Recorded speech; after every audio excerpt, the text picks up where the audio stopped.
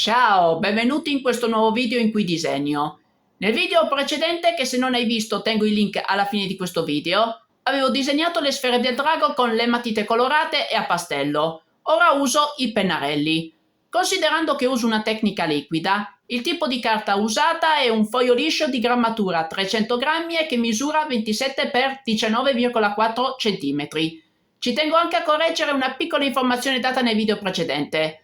Avevo definito il foglio che stavo usando A4, ma in realtà per essere un vero A4 deve misurare 21 x 29,7 cm secondo lo standard internazionale ISO 216. Altrimenti, se ha misure leggermente diverse, è un foglio simile al formato A4, ma non è un vero foglio di formato A4. Non è un errore madornale, ma per evitare di dare informazioni sbagliate ci tenevo a correggerlo.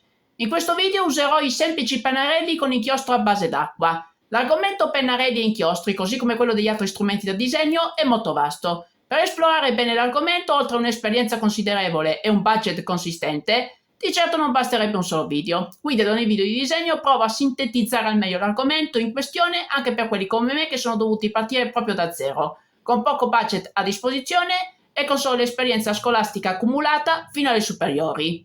Bene, fatte le spiegazioni, vi lascio al video. Buona visione!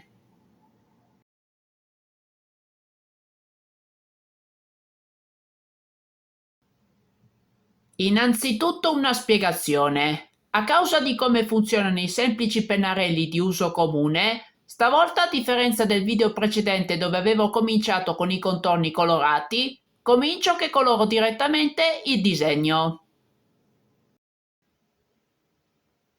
I pennarelli si suddividono in più tipi, da quelli per i più piccoli a quelli per i più grandi, da quelli scolastici o per hobby a quelli professionali, e gli inchiostri generalmente si dividono in 4 classi: acquoso, liquido, impasto e polvere.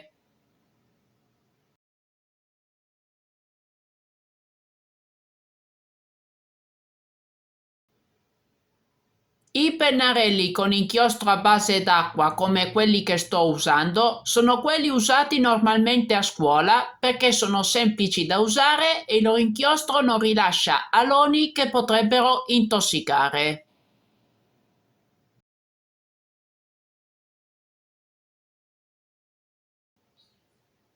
Quando si fa un disegno con un pennarello con inchiostro a base d'acqua, per ottenere un bel risultato fa la differenza la forma della punta, che a seconda di come è fatta e di come si impugna il pennarello si possono fare tratti di varie forme, come si usa il pennarello. Con quelli con inchiostro a base d'acqua meglio procedere per tratteggi e con 2-3 strati uno sopra l'altro, tenendo a mente però che con i pennarelli a base d'acqua è più difficile sfumare, non andare mai oltre i 2-3 strati e fare tratti veloci e leggeri perché altrimenti la carta viene sfrangiata dall'inchiostro. Ed infine il tipo di carta. Considerando che è inchiostro a base d'acqua, c'è bisogno di una carta spessa, perché le carte più sottili, non avendo la stessa resistenza, non sono in grado di sopportare molto inchiostro del pennarello.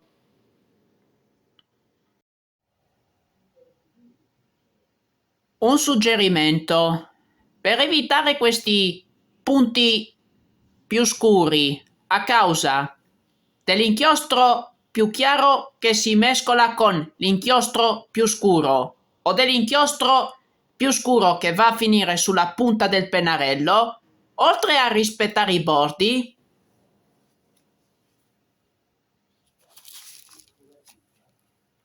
con un fazzoletto pulite il pennarello se per caso succede questo mentre colorate. Se l'intento è quello di ottenere un colore omogeneo senza quei punti più scuri, la scelta del pennarello conta perché con alcuni colori è più facile ottenere il colore omogeneo a seconda del pennarello usato e della sua marca, ma non vuol dire che ci sia una marca veramente migliore o peggiore di un'altra, è più una questione di preferenze personali e di esperienza. Ora, invece di un terreno erboso come nei 2 video precedenti, faremo una struttura edificante, perché con i pennarelli è più facile. Non che non possiate disegnare un terreno erboso con questi pennarelli, ma con l'inchiostro di questi pennarelli ottenere un risultato soddisfacente è più difficile e soprattutto agli inizi disegnare piccoli oggetti o figure geometriche come ad esempio i solidi è meglio se si vuole fare esperienza con l'uso di questi strumenti. L'erba che avevo disegnato nei due video precedenti era pur sempre un insieme di linee tonde, no? Ovviamente, come già suggerito nei due video precedenti, fate prima delle prove su un foglio di carta a parte fino a che non ottenete un risultato che vi soddisfa, anche nella scelta dei colori e delle loro gradazioni. E un altro suggerimento: se dovete tirare linee perfettamente dritte con i pennarelli, usate un righello perché altrimenti è più difficile, se non impossibile, riuscirci. E girate il foglio a seconda della parte del disegno dove vi trovate più comodi a tirare linee e a colorare.